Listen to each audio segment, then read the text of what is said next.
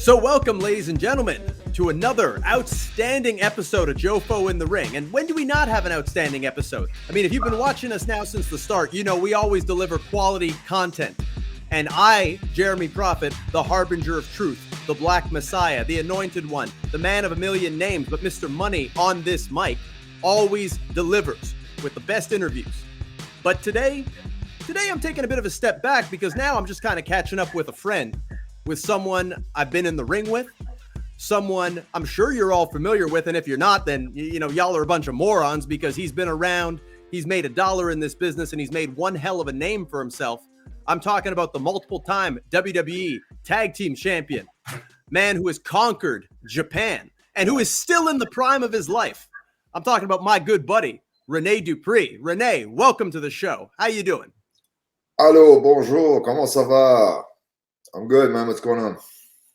I'm doing fantastic. Glad to finally get you on here. Glad to have the chance to, you know, just kind of sit back and have a conversation between friends because we got quite a bit of history. If I remember correctly, the first time that we had met was in Maine, somewhere in Maine. I think it might have been Bangor or Augusta, one of those cities in Maine. I don't really remember what the city was, but it was in the state of Maine, which I find kind of funny because we both made our names here in Canada. But the first time we ever crossed paths was on that show in Maine for IWE. And yeah, I mean, I think we got off to a pretty good start there. You gave me some feedback on my match.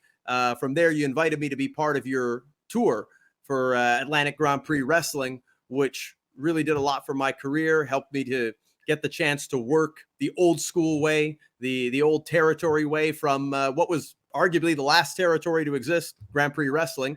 To get to meet your father and, you know, learn from him. And I really owe a lot to you, Rene. You know, you welcomed me into your home with open arms and, you know, treated me like family. So I'm glad I finally get the chance to publicly thank you here in front of the world. I'm glad somebody appreciates it. Yeah. Well, it's not all the time you get the opportunity to do that. I mean, look, as independent wrestlers here in Canada, we're lucky if we get the chance to maybe work a Friday, Saturday, and Sunday. And you really got to hustle to be able to get promoters all on the same page to want to, you know, take care of you, you know, both financially and make sure that, you know, booking wise, everything is the way it should be. But yeah, you and your dad definitely operate a professional environment. I like the fact that everybody is treated like family and that it gave us a chance to work and to do something that's kind of outdated now that I think a lot of talent could benefit from if it was still going on. You know, I remember when we first talked, you had said that you got emails from people all over Canada, all kinds of guys who, you know, just said they were wrestlers, but really didn't look the part, didn't really bring anything to the table. And it really meant a lot to me when you said that, you know, you saw me work and you were willing to offer me a spot over those guys. So again, heartfelt thank you from me. If you don't mind me asking, do you still have hopes of wanting to promote, or are you sticking to the wrestling side of things these days? I think promoting is like just as big as addiction as actually wrestling. I enjoy it. But it's all timing, right? Did I freeze? No, you're still good. I'm still good. I'm frozen on mine. Oh, there I am. Yeah, it's all timing. It's when to do it at the right time. Because if you're not careful, you can lose a lot of money doing it. You know what I mean? Yep. So it's just, I mean, obviously now it'd be suicidal to even try promoting, right, with the coronavirus and stuff. And yeah, but time will tell. I've got things. Indeed. I got things in my head.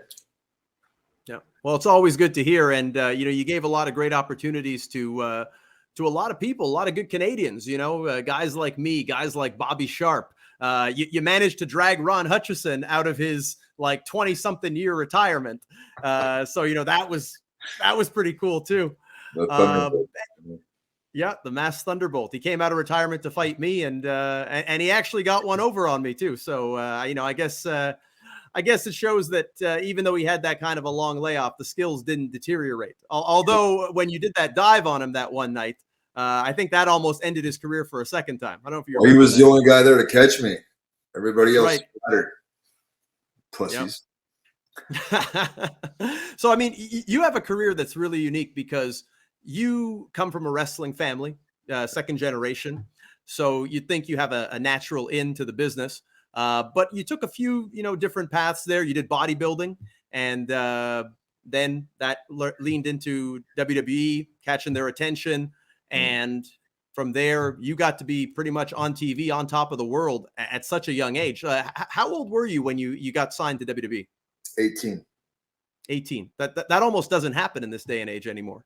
No, it shouldn't either. Too young, But like you said, I didn't get hired because of who my dad was.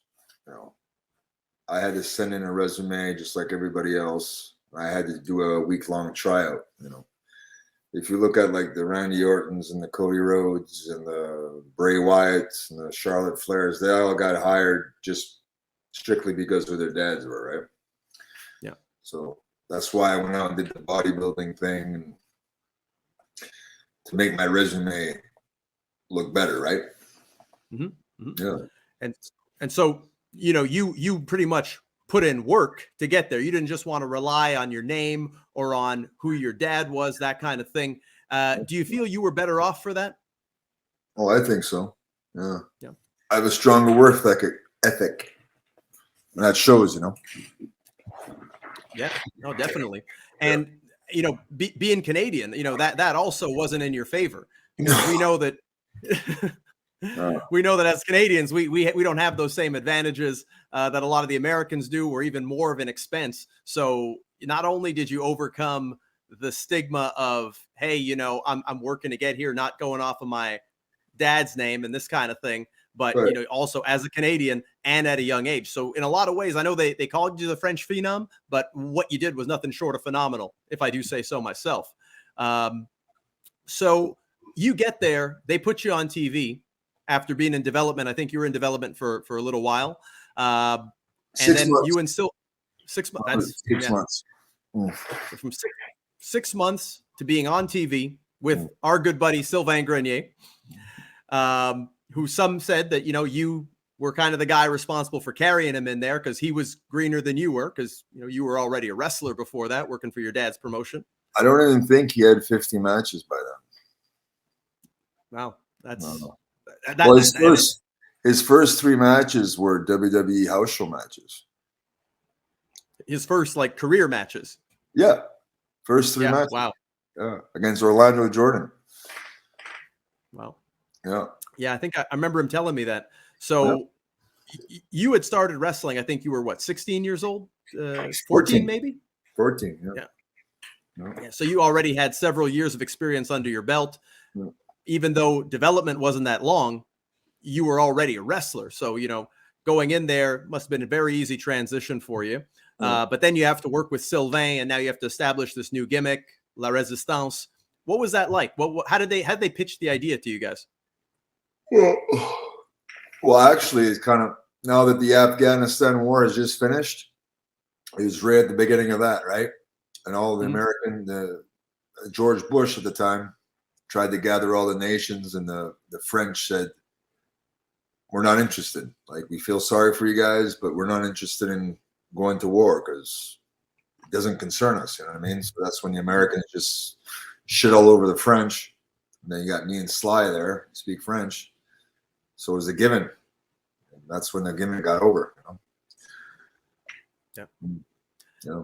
And then from there, you guys end up winning the tag titles pretty early on in your run. Yeah. And you're pretty much one of the top heel acts on Raw.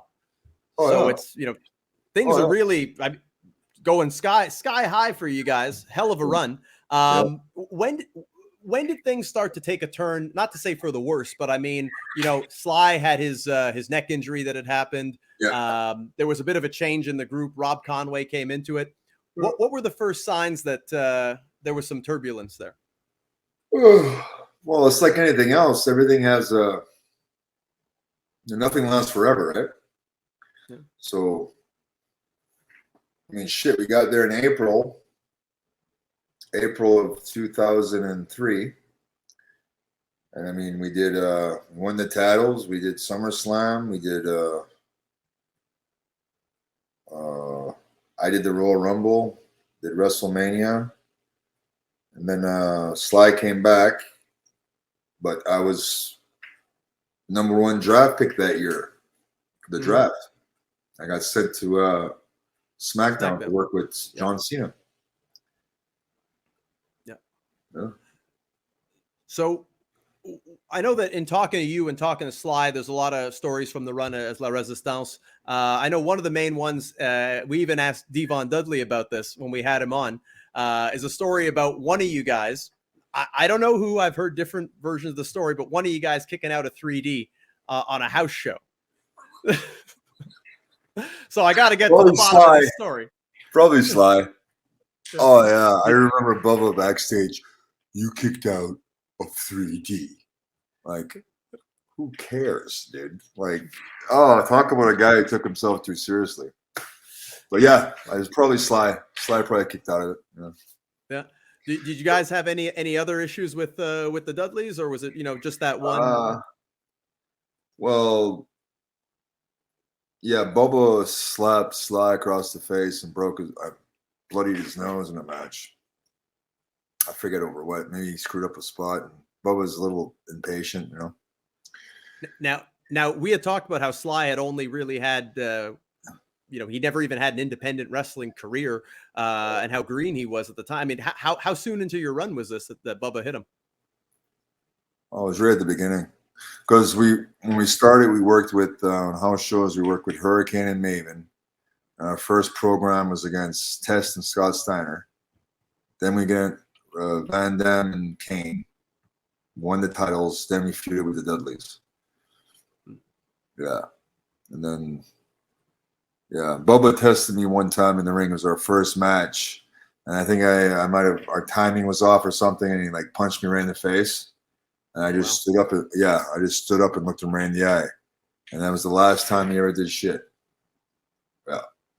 So you just, guys, certain guys, you just got to stand up to them and realize, listen, don't fuck with me, right? Yeah. Yeah, definitely. Now, did you ever get a sense like maybe there was some jealousy, like these two young French, good-looking guys coming in here? One of them not very experienced, the other one they probably thought you were just as inexperienced. Prophet, and the big push. Prophet, how long you been in the business? I've been in the business 16 years. Okay, so you're asking me about jealousy in wrestling? Hey, I'm Prophet the journalist right now. Okay, well, Prophet the journalist got to figure it out. You got two young guys coming in, and they're on main eventing Raw, and they're getting over. Of course, there's gonna be professional jealousy. Of course. But was it ever overt? Was it ever like guys in the locker room themselves saying like, these two guys? Yeah. Fuck yeah, Jericho talking with Triple H. Like making these comments like, yeah, two guys who don't care about having the belts. Like, listen, dude, I'm not a mark. This is a work. Titles are not real. You know what I mean? I understand growing up with it. I was never a belt mark. Like, oh yeah. I mean, it's kind of cool, but I'm not one of these guys that's gonna fucking make my own belt, like the tag titles, and hanging them on my wall. I'm not one of those guys, right? So yeah, there's professional jealousy. So yeah, sure. Let's just say that my father said, if you're not happy, you can pack your bags and leave, and not with those terms. But a guy my dad loved was Christian. Christian Cage. Yep. Dad loved him. I'll tell you why. My dad would pay in cash, right? And pay the guarantee. And then he accidentally gave him an extra 100. And Christian said, here you go, sir. You overpaid me. And he couldn't fucking believe it. Because don't forget, my father had to deal with some of the not so honest people in this business for a lot of years, right? And he had no one that ever did that. And actually, so right then, my father was in love with him. Like, I think everybody knew he was going to make it to the big time, but he would have had a job here for life after that. Yeah. And what a talent he is. He's one of the biggest inspirations in my career, actually. I think that Christian was one of the best in the world. And, it's cool to see him still on top in AEW, getting that opportunity even to this day. Well, because he's a great worker. I like the way you use best in the world. The term best in the world gets used way too much. In my opinion, the best in the world is the guy who sells the most tickets and draws the most money. That's the best in the world. So whoever's doing that is the best in the world. You know, the technical stuff, that's great. A lot of guys can do that shit. I mean, I can watch one of your matches and copy it to a T. And then if you're considered one of the best, well, I can just copy your shit, right? Mm-hmm. So why is CM Punk considered the best in the world? Because he ripped off Kenta, move for move.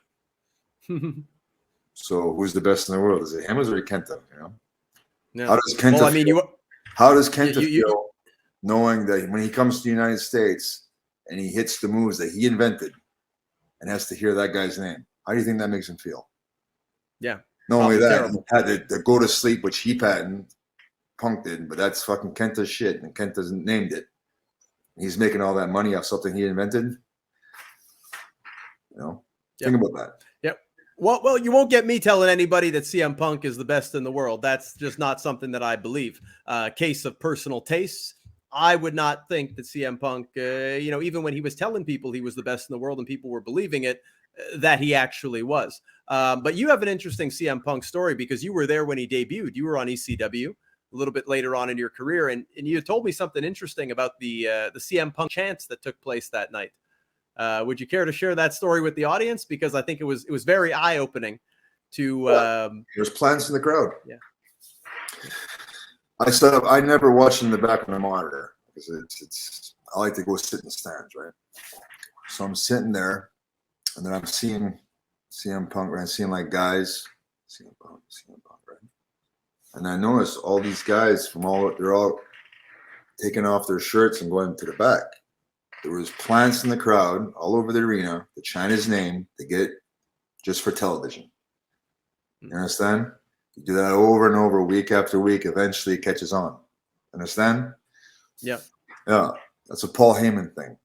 See, when I was in OVW, Paul Heyman. At first, it was just Jim Cornette, Danny Davis, and they would run the show, right? Well, they fired Jimmy. And they brought in Paul Heyman. Well, Paul Heyman would put all the OVW students in front of the hard camera and all the regular fans on the sides. And then he would tell them who to cheer for, who to boo, who to go crazy for, right? So it's all perception, right? Yeah. Well, that's to me, that's not the way you get a guy over. A guy should get over organically. Right, that's when you know who has it or who, you know. But they, again, WWF do things their own way. It's a total different ballgame over there. It's just, it's not what I got brought up and taught. You know what I mean? Yep. And I think one of the interesting things you said about that is CM Punk himself may not have even been aware that Heyman was having the guys go out there and chanting, and that, you know, this is making him feel like, oh yeah, I'm over. These people know who I am. When really it's just the plants that are in there getting the people, getting the chance started. And they could have done it for anybody. They could have done it for you. They could have done it for Sylvain, anybody. But, you know, Punk was the guy I guess Heyman wanted to get over. It's like they do now with they were doing it to the Thunderdome, right? They were piping in chants and cheers, right? And then you heard it, I think I saw it on Hannibal's channel. When Drew McIntyre came out, they piped in the cheers, right? And you could actually hear John 16 John Cena. Dude, it's all a work, right? Like they said, the Chicago show that Punk debuted at for AEW was sold out. It wasn't sold out. There's pictures where there's fucking empty seats everywhere, scattered all over, empty seats. And you know how much the tickets were? I saw they were like as low as $2. Some of them $2, $4, and $5. Yeah. And it still wasn't sold out. And they hadn't been there in almost 2 years because of the pandemic. That's Chicago. Chicago always sells out. Yep. These are just facts. I'm not trying to bury anybody. I'm telling you facts. No, and that's why I'm glad we have you on, because you tell it like it is. And I think we all have the right to question the legitimacy of something that there's evidence to the contrary. You know, that's journalism at its finest. That's what I went to school for. But, you know, I think that we're in an age with hype. Hype is valued more than actual facts. That if you just go and you tell people you're the best in the world and people want to believe it and no one checks the narrative, then people will believe that. You know, you go on the internet, you read the PWI 500, any of these things. You know, hell, I write for PWI magazine, but when it comes down to it, a lot of the people who even make a list, nobody knows who they are, but they'll think they're good because, oh, I heard that name before. Oh, they must be good. You know, and I think a lot of that was like CM Punk when he came up the ranks. It was this indie name that, you know, he had a brief stint in Ring of Honor and TNA. And, oh, yeah, we kind of know who he is. And, of course, put a few people in the audience to start chanting. And it's probably easier to sell to the office that this guy's a big deal. But like I said, they could have done it for any one of you guys. Instead of being CM Punk, it could have been Rodney Mack. It could have been, you know, anyone who was starting on the new ECW. How did that ECW thing come about anyways? I know you had some time away, then they repackaged you. What was the deal with that? I have no idea. All I know is I didn't make any money there, so I could care less. But you did have some fun car rides with Sandman and a few others. Oh, yeah. Next question. Oh, you don't want to talk about that? I don't want to talk about that. Well, maybe we could talk about around that time something that was a little bit more tragic was the situation first with Eddie Guerrero and then with Chris Benoit. I know that the Eddie Guerrero one had a big impact on you. Man, what was that like? Well, like, I hated the SmackDown locker room, like that 2004, because everybody was miserable. It's all these older guys who are bitter and extremely paranoid about getting released and stuff, you know. So they make it harder on the younger guys, you know, with hazing and you know all that shit. The only ray of light for me was Eddie. He was the only guy I could feel I could go talk to, and you know what I mean. He would tell me how shit worked, and we're also begging to work with each other too. We really wanted to work, because working with Eddie would have brought me, you know what I mean, brought me up here as far as work, and it would have been perfect because, you know, I'm the natural heel that people hate, and he's naturally loved, and we could have. The greatest compliment I ever got was, "Amigo, I want to work with you. I can make money with you." But it never got to fucking happen. So, yeah, I actually want to quit, but my dad talked me out of it. Because I was like, I have to be stuck on this roster with fucking these assholes without Eddie around, you know? Yeah. You know, then Chris Benoit, I had just gotten out of, let's just say I went away for a vacation for 3-4 months. And then coming back, I felt great coming back. I was like, okay, I'm ready to go, man. Super positive. You know, I've got all these things I learned and stuff. And then Benoit kills his family. So it was like mentally just, I was like, I don't care. Prophet, you've seen you know what my father has and what my family owns. And you've seen it firsthand. I don't need the money. I don't give a shit about being a star on television, because guess what? After 6 months, they don't remember you anyway. You know? Yeah, definitely. With regards to Chris Benoit, I mean, were there any signs? Did you see anything that maybe, you know, his mental state was deteriorating, anything like that, or was it just a total shock when you had heard about it? You could tell that he was different, you know, but not like an asshole, except when he drank. Yeah, when he drank, you could see there was rage in his eyes, you know. I didn't like being around him when he was drunk. I think I only seen him around once or twice when he was drunk. And I heard a story, Mike Bucci, actually, he said the same thing, like on one of these interviews, that they were overseas and they were at the bar and Benoit went off on him. And then the next day,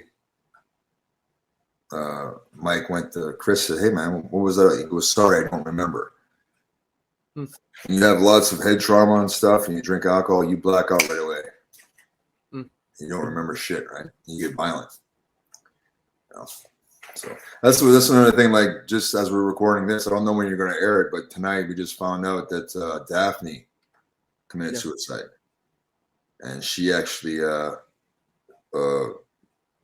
I guess, and I haven't seen the video. I don't want to watch it, but apparently she actually said she wanted her brain donated for CTE research. Because when she was in TNA, she was working with one of the girls, and I guess she got a massive concussion. Mm-hmm. Yeah. It's something that I think not a lot of us talk about enough. And you actually opened my eyes to the whole CTE thing. In fact, I'd say you were probably ahead of the curve when it came to getting knowledgeable about that kind of stuff. And I've looked into it quite a bit. I think it actually changed me as a performer. I'd say for the better, because, we got to take care of our brains in there and our opponents as well. And be a little more calculated with the decisions and the risks that we take.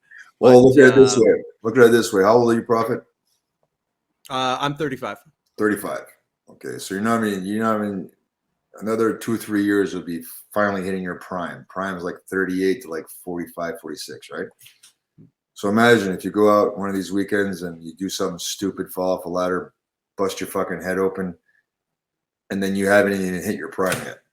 Think about it that way, And you could have easily just told a story and gotten the same reaction from the crowd without doing something foolish, Yeah. Yeah, no, I hear you. And I've been lucky. I mean, clearly I haven't had as many matches as you have with the benefit of the age you started at. I mean, I started fairly young too. I started at around 17, but WWE, gives you that luxury of being able to work those 300 and something days a year, a lot of matches, but a lot more wear and tear, a lot more miles on you. I've not sustained a concussion that I know of. Knock on wood, but it's hard to find someone in this day and age that's wrestled for 10 years or more that hasn't. I hear stories of guys that have, they have multiple concussions even within their first year of wrestling. And this CTE, I think it's something that's not been embraced by wrestling as much as it should be, because then things like Chris Benoit's situation would make a lot more sense, other than, believing that this guy just woke up one day and decided this is what he was going to do. These people deal with real struggles, real demons, real things that make them not want to even continue living. So it's something that I wish they would put more emphasis on. I feel WWE kind of, I feel like they want to kind of try to hide the skeletons in the closet and not be accountable for it. Well, actually, I just saw a post that as soon as the news came out about Daphne, they texted their whole roster. If you're having mental health problems, I guess they have a mental health wellness number and suicide line for all the guys now. Yeah. But in a way, it goes beyond mental health, because it's actually brain damage that causes this psychosis, that causes this feeling of it's not really it's a physical thing. It's a physical damage to the brain that causes this altered reality, this state of depression. And hey, did you ever watch that Roddy Piper? I did this sit down interview before he passed away. I think he got fired. He got fired from WWF. He was 2004 maybe. With Bob Costas, maybe. All right. Okay. And he was talking about how sometimes he would sit in his hotel room and just cry for no reason. Right. And that's the mental depression. That has happened to me. I remember being in France, right? We're touring France. It's going great. I'm on top. We're fucking selling out major arenas. And I'd be lying in my hotel room crying. I should be on top of the world, happy as hell. Why is this happening? The depression did. Yeah. That movie there with Will Smith, the concussion. Yeah. It really helps to put a lot of it into perspective with the football players. But I think that, football, if you think about it, they play 12, 14 games in a season. 16 tops. Yeah. And then you look at professional wrestling at the highest level, WWE, 300 and something days of going in there, taking bumps. Mm-hmm. Yep. And even when everything goes right, we're still putting ourselves through that wear and tear, the whiplash, the even jumping off the top rope, all that kind of stuff. It's a lot of brain trauma to process. Go after a simple tackle back bump. Even though you're not hitting your head, you're still jolting your entire body. Yeah. You know what I mean? So everybody, I don't know if you have a lot of like fans or people, I'm sure you have a lot of wrestlers that watch it or just beginning, just realize that this shit's real, man. Yeah. It's real. And you know, even at the highest level, there's no, you got to be your own, whatever money you make, you got to save it, invest it. Because if you don't, they ain't going to pay your medical bills when you get out. You know? So. Yep. And that's when things go right. And, you know, you've been on the wrong end of some concussions where things have gone wrong. Like when RVD gave you that German suplex, you know, what would normally be a regular German suplex, normal day at the office. Oh, that was nothing. No. I remember at a house show, he gave me a spin kick. I think the show was in Texas and I woke up in Oklahoma. Or vice versa. Well, you went on after intermission, so it was around 9 o'clock at night, right? Yeah. I don't remember shit till 4 o'clock in the morning. I woke up in the hotel room, and Sly just called me to see if I'm awake and alive. They go back to bed, which you're not supposed to sleep after a major concussion like that. Mm-hmm. I go to the hospital, and guess when I was back in the ring? Very next day. Yeah. Wow. Actually, go watch it. It was the flag match. Sly worked the match, but I'm the one that actually took bumps in the ring. Wow. 19 years old. Your brain's not completely developed through 21. Developed. Yeah, no, that's a fact. Was there any type of concussion protocol? Was there any, did they, look at your eyes with the light? Did they? Fuck no. Wow. And that's 2004, 2003, 2004 at that point? Yeah. 2003. Wow. Well, hopefully it's better for the guys now. I think it is. But I mean, look, wasn't there a girl who just got released who got knocked out on that NXT brand? I know her. Yep. Mercedes Martinez. Yeah, I met her in England. Yeah. Yeah. She was in there with was it a Asian girl, right? Gave her a spin kick. Yes. Knocked her fucking flat out, you know. Shit's real, bro. Yeah. Yeah, no, it's a rough sport that we do, but hopefully, the business can evolve to where it takes better care of the people that it profits off of. I'd like to see long-term healthcare and a pension plan for, especially if you reach the WWF level. You know what I mean? Yeah. Because you're putting all this work and all this damage on your body. Kind of like to have a pension, you know. Even if it's only $300-400 a week, and a good Medicare program, you know. We're Canadian, we're lucky. I know America is not the greatest, but look at Bobby Sharp. He needed a new hip, right? Yeah. How much did that cost him in the United States without insurance? About $80,000. You know what I mean? Yeah, you were the one that opened my eyes to that when we were wrestling in Maine. When you said about your buddy that went to Florida, I think it was Florida he went to, and he had a heart attack on the beach. And then you said how they came in and they airlifted him, they resuscitated him. Oh, it was it was one of my dad's friends. Him and his wife went like snowbirds, right? They went down to Florida for the winter. Yeah. Had a heart attack, had no insurance. They came back, they lost their house, lost everything, went bankrupt. Yep. That's saved his life, but lost his house. Yeah. Yeah. I remember that. Yeah. It's okay. Yeah, I'll go vacation in the Bahamas for 2-3 weeks at a time. I'll just stay out of the United States. That's fine. So, we talked about it a little bit too earlier, but you started off so young in WWE. I can only imagine being 19 and then being on the road, being on live TV every week, tag team champions, and having to deal with that atmosphere in the locker room. It's almost unfathomable. But you were also the victim of some guys who had some bad intentions for you. The Bob Holly story comes to mind. Maybe you could tell us, a bit about that with I think it started with a parking ticket, if I'm not mistaken. Yeah. I said it too many times. Let's just say he was the one guy who tried to get all the young guys fired.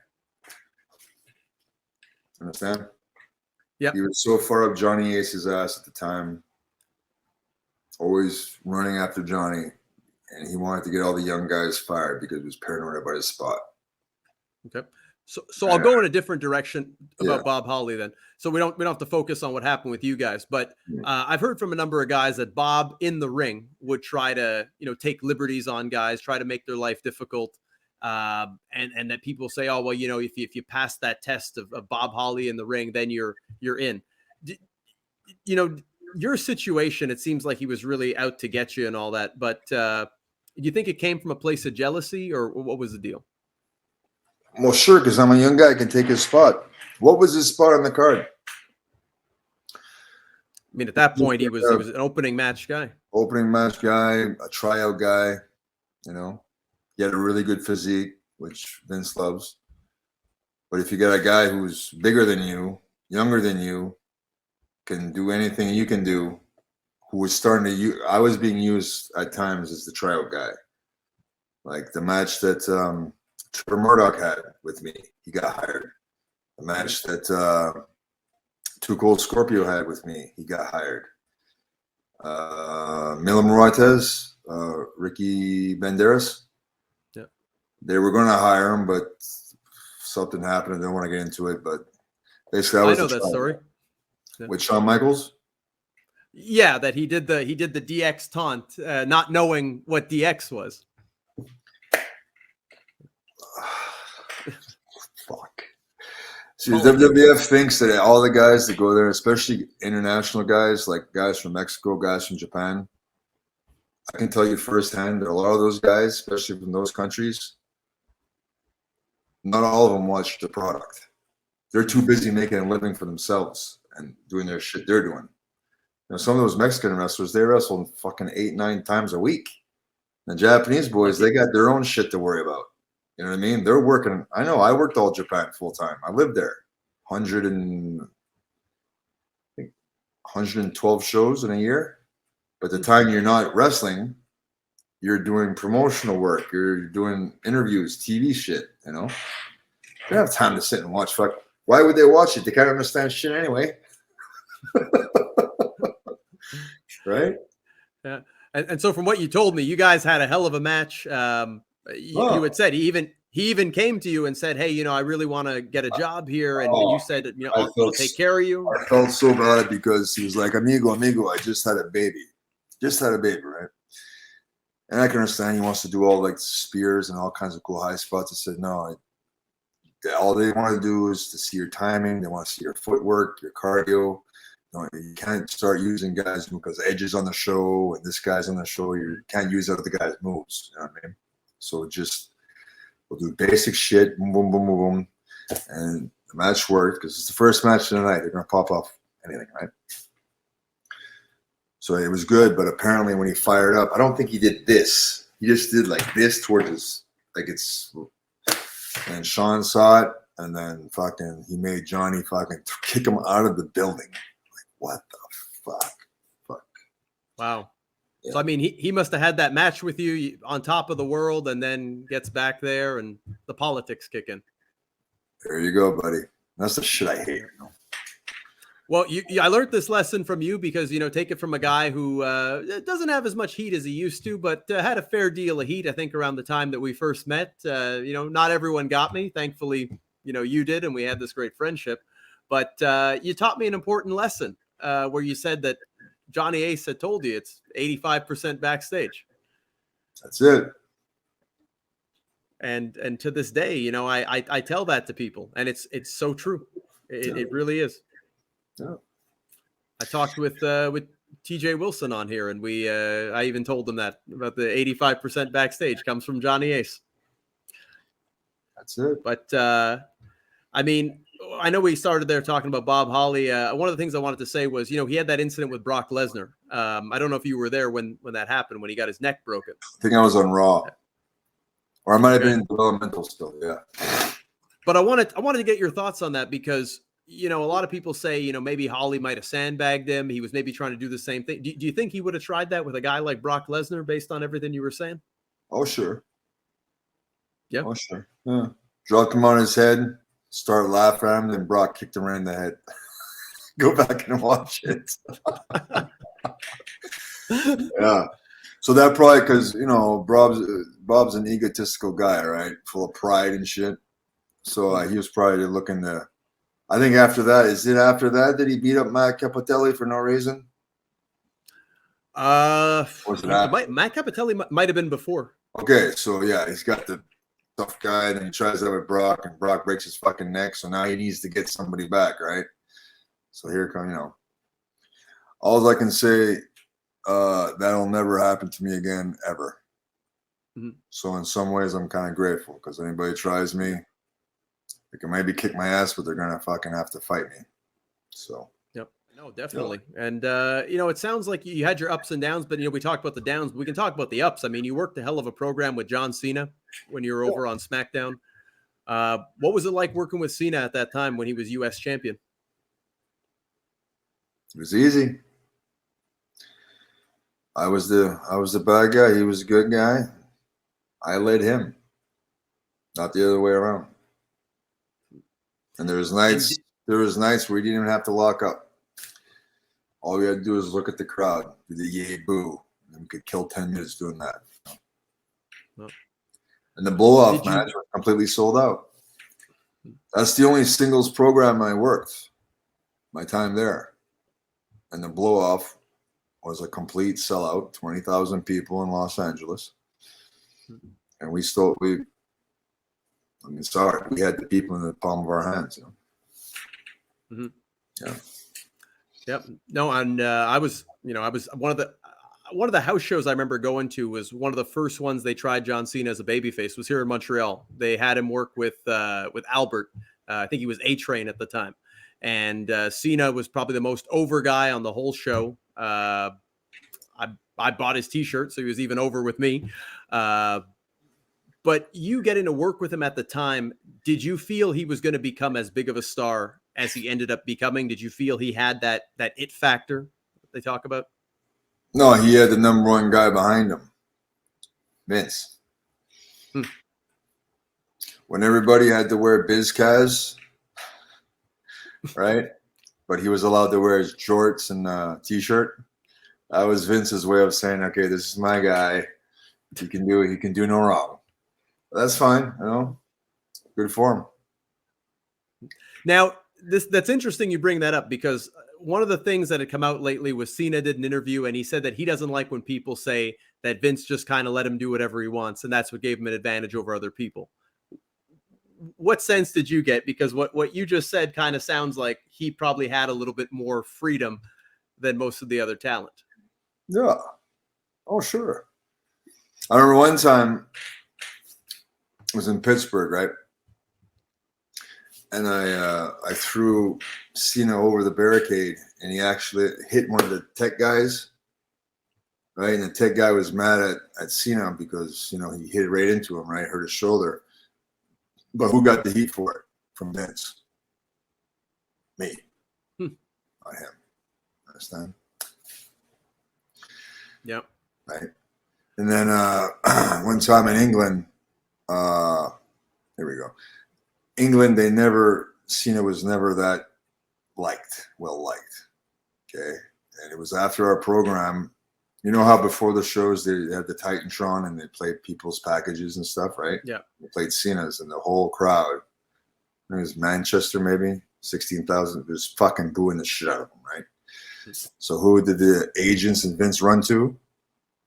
Moi. So what did I do? I ate his fucking ass up in the ring. Everybody's putting me over. Pat Patterson, Eddie, even Bradshaw, except one guy. Who do you think it was? Vince. Exactly. Got to be Vince. Yeah. Okay. It's a one-man show, bruh. And you may not even realize it, but that quote alone may give us one of our funniest sound clips if anyone takes it out of context. But right. Anyway.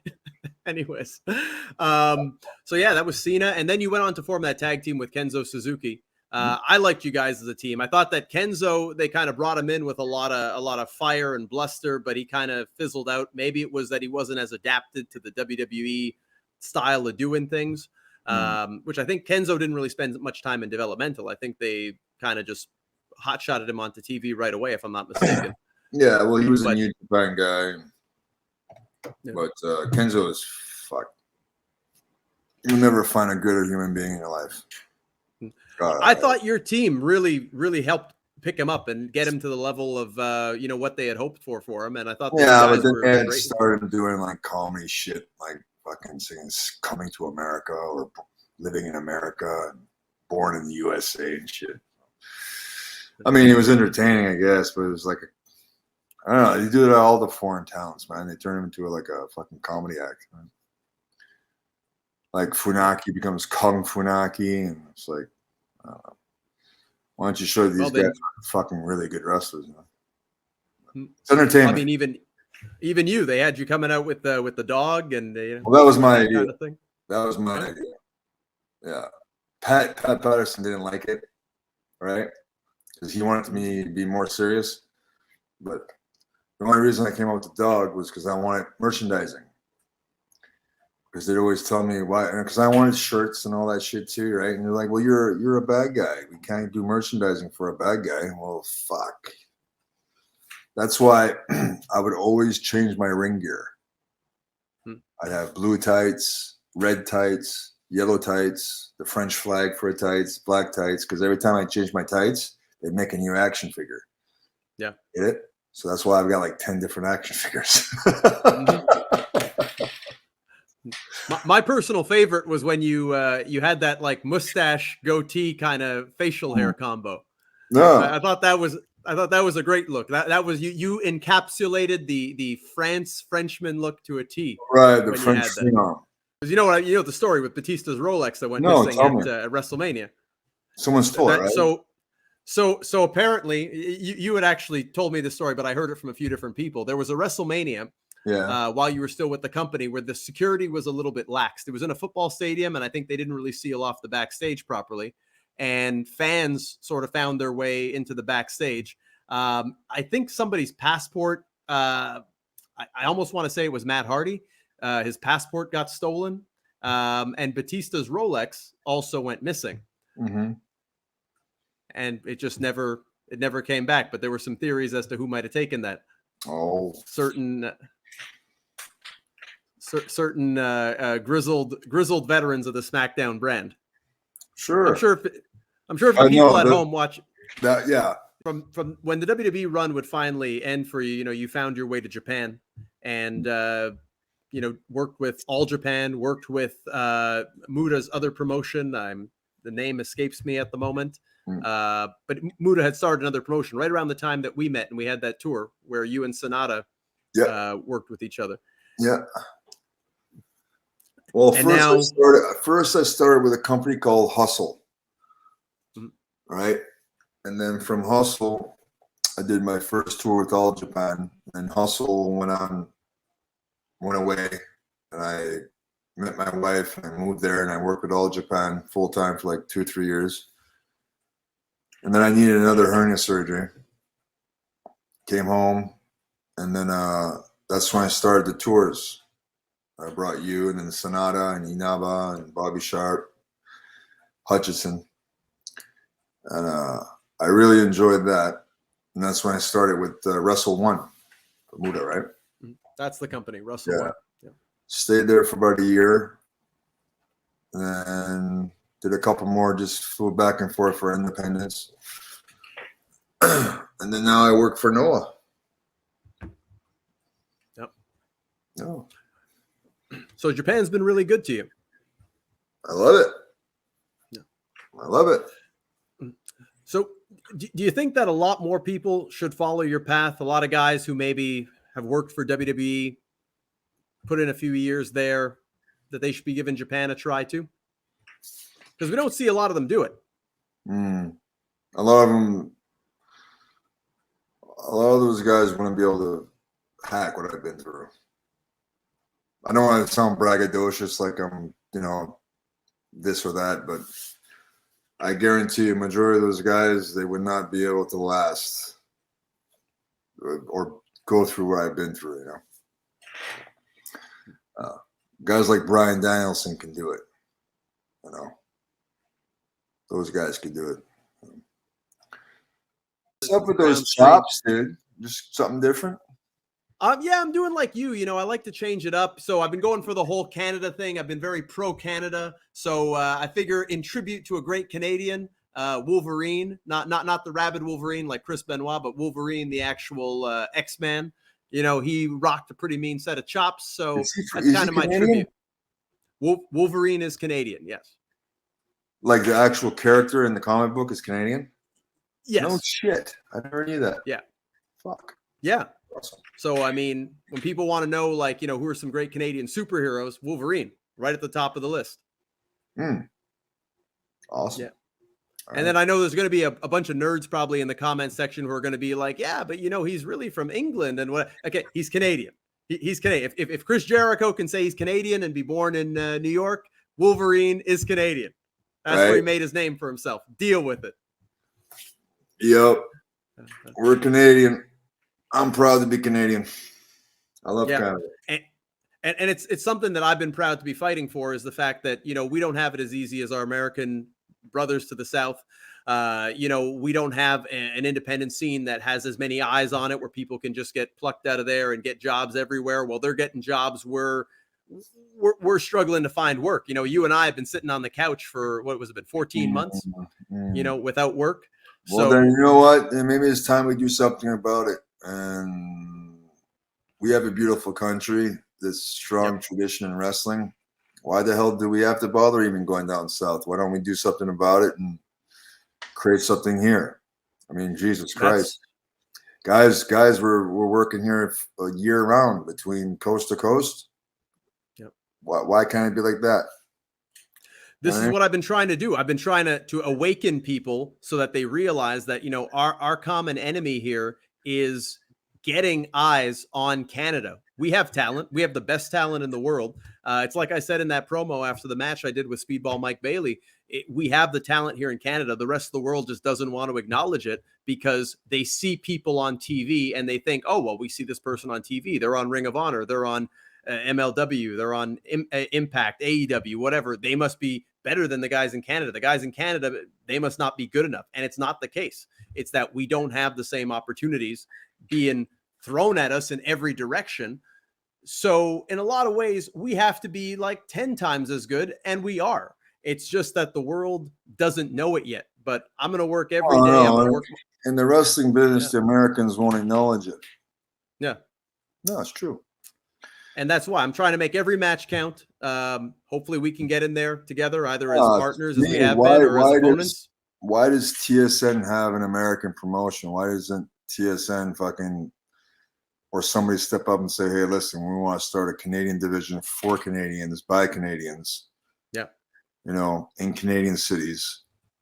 Right? Because there's a hell of a lot of good female Canadian wrestlers. There's a shit ton of good male Canadian. It just takes maybe one guy at the top to fucking organize it. And there's no reason from coast to coast, from Newfoundland all the way to Victoria. Yeah, I always say it, from Vancouver to St. John's, there's so much great talent.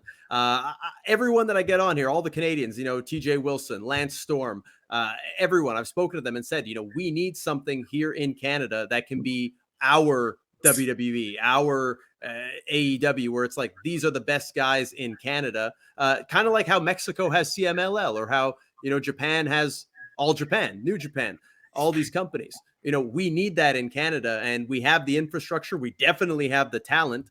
It's just about, guys organizing and putting this together. And yeah, maybe a TSN could do it, or one of these states, CBC could even do it, some station that's broadcast everywhere. And it would be the best thing that could happen for us. I'm committed to doing the best I can to raise awareness about it. I'm glad you're on my side. And I think if more guys like us put our heads together, we could actually make this happen and show those Americans that, hey, they ain't the only game in town. That's right. I'd be all for it. And I wouldn't be one of the guys that could sign away because they tried that before. And I said, no.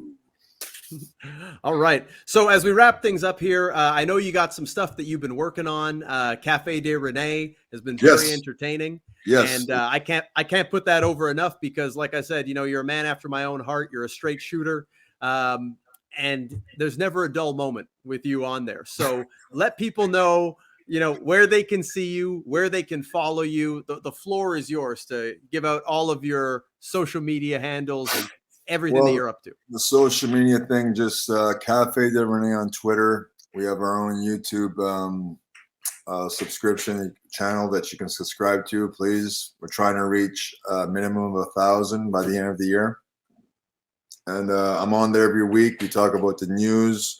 We also have a contest. It's called Meme of the Week, where all the fans send in their memes, their funny wrestling memes, and we comment on them, or their TikTok videos, or their GIFs, or whatever. And we give you a shout out on the show. And as you can say by this episode here, I'm a straight shooter. I don't try to BS. I just give you my real, honest opinion. So if you find it entertaining, please like and subscribe. Cafe de Rene on YouTube. Yep. And when it comes to the wrestling, when are we going to be seeing you back in? I mean, I know we were, on the same show there a few weeks ago with. I don't remember. Were we? Yeah. Well, you know what I'm talking about.